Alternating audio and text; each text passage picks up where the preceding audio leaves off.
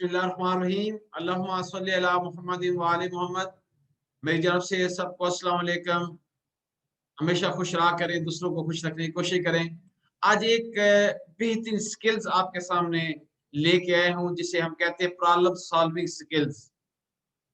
Believe you me कि अगर आप इसको अंडरस्टैंड आज कर लेंगे तो आप कहीं पे भी हैं, आइदर आप घर के प्रॉब्लम्स हैं, आइदर आपके बिजनेस प्रॉब्लम है, आपके एम्प्लॉयमेंट प्रॉब्लम्स हैं, आज के सेल्स मार्केटिंग में प्रॉब्लम्स हैं, तो ये आराम से आप इसका सोल्यूशन निकाल सकेंगे।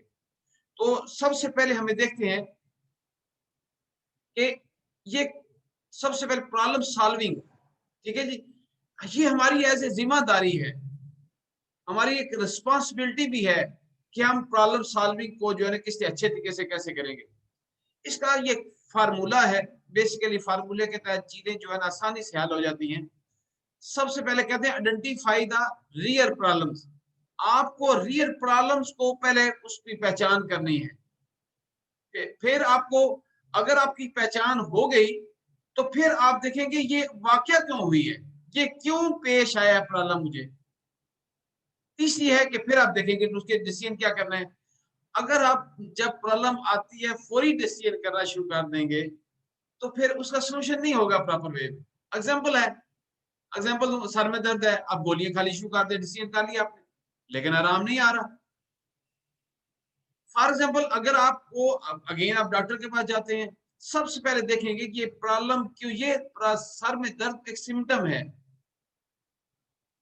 ये सिम्टम क्यों पैदा हुआ है। सबसे पहले ये देखना है, सबसे पहले ये देखेंगे क्या ये आइडेंटिफाई करना है कि ये सर की दर्द कहीं आंख की बहनाई कमी तो नहीं होगी उसकी वजह से हो रही, कहीं आपका ब्लड प्रेशर तो नहीं है, कहीं ब्लड प्रेशर के अलावा आपके पास कहीं गैस्ट्रिक प्रॉब्लम तो नहीं है, कोई और सोच रही है। जब तक इसकी प्रॉब्लम नहीं होगी, आप आइडेंटिफाई नहीं करेंगे तो आप उसका क्यों वाकया हुई, अब फिर आप देखेंगे क्यों हुआ।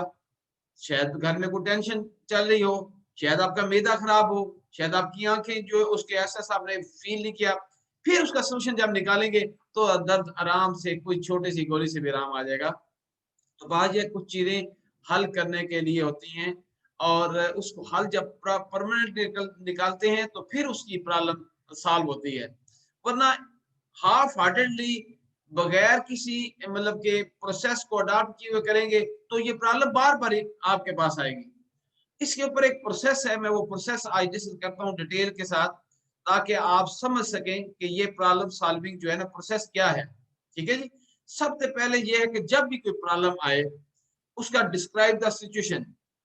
सिचुएशन लाजमी सुने, मैं इसकी दो तीन एग्जांपल दूंगा अभी, तो फिर उसके बाद आसानी से आप इसको समझ जाएंगे। फिर एनालाइज द सिचुएशन करें कि एनालिटिकल सेटअप में देखें कि ये एनालाइज तो करेंगे सिचुएशन नहीं हुआ क्या है।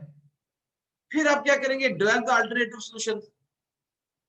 दो तीन चार सॉल्यूशन आप उसके निकाल के रखेंगे, उसमें से सबसे अच्छा सॉल्यूशन जो है, पिक द बेस्ट सॉल्यूशन, और लास्ट में convert your decision into action. जो आप, ये है असल में एक प्रोसेस, इसके तहत चलेंगे आसानी।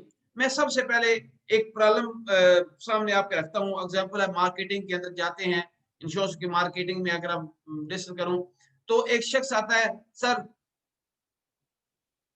मैंने तो आपके साथ काम ही नहीं करना, बड़ा गुस्से में आता है, वो कहता है मतलब कि प्रॉब्लम आ गई है तो जनाब कहते हैं फार्गो करने की कोशिश करता है।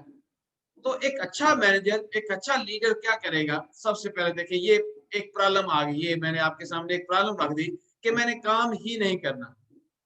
वो हुआ क्या, उसने क्या, बेटा मुझे बता दो सही। तो उसने सारी सिचुएशन उसको बताई कि यार मैं गया था सुबह इंश्योरेंस सेल करने के लिए, तो हुआ क्या, वहां पे गया तो उसने नॉक को मैंने डोर नॉक किया तो उसने तो अंदर मुझे बुलाया, लेकिन जब मैंने बात शुरू की तो फौरी तौर पे वो गुस्से में आ गया, सॉरी मैंने पॉलिसी नहीं लेनी, ये नहीं करनी। तो अब मैनेजर एक माशाल्लाह लीडर था, समझदार था, उसने क्या सिचुएशन मुझे वहां की बताओ कि पूरा क्या हुआ, क्या वाकया हुआ। उसने कहा ऐसे था एनालाइज के जब मैं बैठा था तो वो बेबी को फीड करवा रहा था, तो इसलिए उसने मुझे ये कह दिया। अब क्या हुआ, उसने उस मैनेजर ने इसको एनालाइज किया, एनालाइज करने के बाद उसका रिव्यू किया कि क्या हो सकता है प्रॉब्लम। उसने दो तीन सोल्यूशन निकाले, उसने अपने तौर पे सोचा ये हो सकता है, ये हो सकता है, ये हो सकता है, 3 चीजें उसने सोची और उसने कहा कि एक चीज मैं उठाता हूँ। क्या किया उसने? उसने क्या, ओके, आप काम बिल्कुल ना कीजिएगा। आप एक काम करें कि एक दफा मेरे कहने के ऊपर दोबारा 2-3 दिन के बाद आप वहां पे जाएं और जाने के बाद फिर देखें क्या है, उसके बाद बेशक आप काम ना करें। और मैनेजर था, उसने एनालाइज एनालाइज ये किया कि जब ये घर गया तो उसकी घर की सिचुएशन ऐसी थी कि वो बेबी को अगर फीड करा रहा है तो डेफिनेटली बात है वो घर में मियाँ बीवी की कुछ ना कुछ चपलिश हुई होगी जिसकी बेस पे वो बीवी को फीड करा रहा है।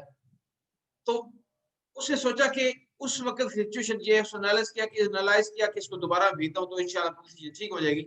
वो हुआ कि कुछ दिन बाद दोबारा नॉक आउट करता है तो अंदर जाता है, उसने उसको ड्राइंग रूम में बिठाया और वो शख्स ने उसको सॉरी तक किया। मैंने कहा वेरी सॉरी, उस वक़्त मेरे घर में कुछ प्रॉब्लम थी जिसकी बेस पे मैंने आपकी बात नहीं सुन सका और मैंने बुरा-भला आपको कह दिया, मैं उसकी माज़रत चाहता हूँ। अब मुझे बताओ प्रॉब्लम मसला क्या है? मतलब कि क्या आपके पास प्लान है?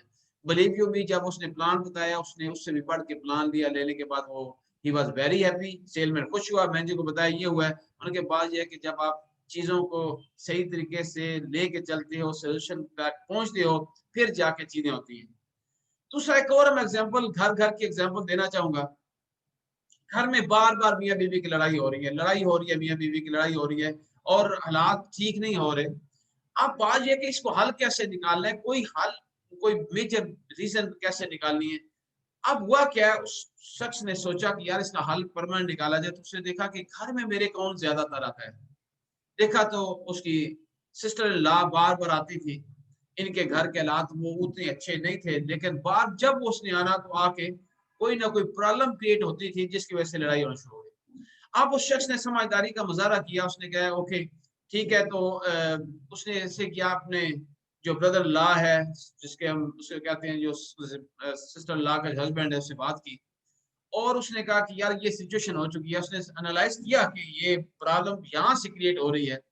पहले तो उसने सोचा कि मैं क्या करूँ, बेगम से बात करूँ या से बात करूँ, फीमेल से डायरेक्ट बात करूँ। फिर थर्ड उसने सोचा कि मैं इसके हस्बैंड से बात करता हूँ कि किस तरीके से कोई प्रॉब्लम है। अब उसने सोचा कि बेस्ट वे ये है कि लेडी से बात करने से बेहतर है कि मैं पिक द बेस्ट सॉल्यूशन ये है कि मैं उसके हस्बैंड से बात करूँ। तो उसने बड़े तकनीक के साथ उससे बात की कि ये हालात हुए हैं, तो आई नीड योर हेल्प।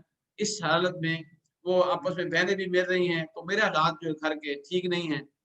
तो जब उसने ये बताया तो उसने बड़ा अच्छा सॉल्यूशन इसमें पिक किया। करने के बाद उसने इसको डिसीजन कर दिया कि मैंने अब इसके ऊपर एक्शन करूँगा और मैं घर के हालात ठीक करूँगा।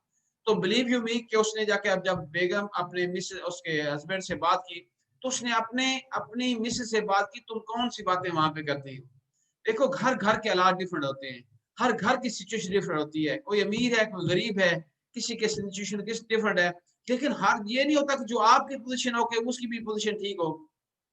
तो उसके बाद देखा तो अल्हम्दुलिल्लाह कि उसके घर के हालात फिर ऐसा-ऐसा बिल्कुल ठीक हो गए, क्योंकि उसने वो चीज़ें उसको बताना बंद कर दी, उसको माइंड में, उसके कान में कुछ और डाल देती थी। तो उस हवाले से ये चीज़ें क्रिएट होना बंद हो गई। मैं आप इसी तरीके से बिज़नेस में सॉल्यूशन होते हैं।